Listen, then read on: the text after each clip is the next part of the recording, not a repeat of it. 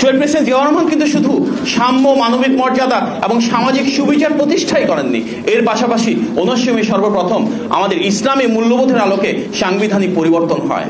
আমরা আমাদের এই বাংলাদেশকে একদিকে যেমন বাংলাদেশি জাতীয়তাবাদের মাধ্যমে একটি বৃহত্তর ঐক্যে পরিণত করেছিলাম, ঠিক একই সাথে সংখ্যাগরিষ্ঠ মুসলমানদের দেশে ধর্মীয় অনুভূতিটাকে আমাদের রাষ্ট্র পরিচালনার তিনি সর্বপ্রথম সন্নিবেশ করেছিলেন।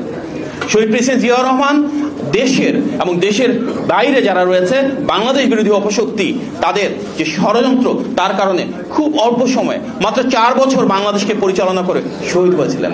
কিন্তু ওনার 4 বছরে উনি বাংলাদেশকে 4 দশকেরও বেশি সময় এগিয়ে দিয়েছিলেন, যার কারণে আজকে উনি চলে যাওয়ার এত বছর পরও আমাদের বাংলাদেশের যে আদর্শ, বাংলাদেশের যে অস্তিত্ব, আমাদের স্বাধীন সার্বভৌম বাংলাদেশের যে স্থায়িত্ব, আমাদের যে সত্তা, এর প্রত্যেকটার সাথে শহীদ জিয়ার নাম সরাসরি জড়িত রয়েছে। আজ হয়তো শহীদ প্রেসিডেন্ট জিয়াউর রহমান নেই, কিন্তু ওনার রেখে যাওয়া দল বিএনপি রয়ে গিয়েছে, এবং সেই বিএনপি যেটি নেতৃত্ব দিয়েছেন শুধু বিএনপি না, বাংলাদেশের প্রতিটি গণতন্ত্রকামী রাজনৈতিক দল, ব্যক্তি এবং প্রতিষ্ঠানের নেত্রী, বাংলাদেশের গণতন্ত্রের মা দেশনেত্রী বেগম খালেদা জিয়া। শহীদ জিয়ার আদর্শকে ধারণ করে কিন্তু দেশনেত্রী ওনার পলিসিগুলোকে অ্যাডপ্ট করেছিলেন।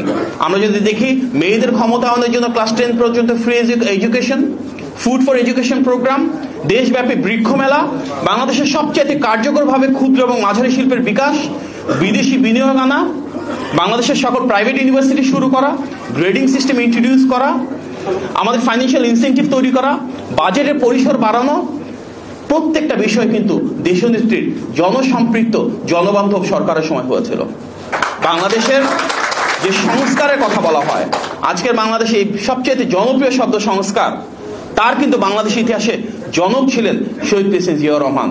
সবার আগে রাষ্ট্র কাঠামোকে উনিই মেরামত করেছিলেন, যেভাবে বাংলাদেশকে নতজানু পররাষ্ট্রনীতি থেকে বেরিয়ে এনে সার্বভৌম করেছিলেন, উন্নয়ন এবং উৎপাদনের রাজনীতি করেছিলেন, প্রতিটি সেক্টরকে ঢেলে সাজিয়েছিলেন।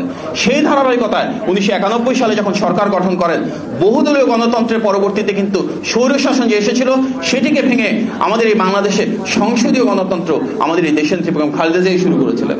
ওনার সময় সর্বপ্রথম বাংলাদেশের স্বাধীন দেশে স্বাধীন নাগরিক হিসেবে রাষ্ট্রীয় মালিকানা ফেরত পেয়েছিল। বাংলাদেশের প্রতিটি মানুষ স্বাধীনতা এবং নিজেদের অধিকার পুনঃপ্রতিষ্ঠা করেছিল। সেই ধারাবাহিকতায় আমরা দেখেছি বর্তমানে যিনি বিএনপি নেতৃত্ব দিচ্ছেন, বিএনপির ভারপ্রাপ্ত চেয়ারম্যান জনাব তারেক রহমান, শহীদ প্রেসিডেন্ট জিয়াউর রহমান এবং দেশনেত্রী বেগম খালেদা জিয়ার এই গণতান্ত্রিক আদর্শকে ধারণ করে গত 16 বছর ধরে অত্যন্ত প্রতিকূল একটা সময়ে গণতান্ত্রিক অভিযাত্রায় নেতৃত্ব দিয়েছেন। আমাদের যে ফ্যাসিবাদ বিরোধী আন্দোলন, সবচেয়ে বড় রাজনৈতিক দল হিসেবে সবচেয়ে বেশি ত্যাগ স্বীকার করেছে বিএনপি। গত 16 বছরে আমাদের 60 লক্ষ নেতাকর্মীর বিরুদ্ধে মিথ্যা মামলা হয়েছে, আমাদের প্রায় 3000-এর বেশি নেতাকর্মী শহীদ হয়েছেন, আমাদের 1000-এর বেশি নেতাকর্মী গুম হয়েছেন।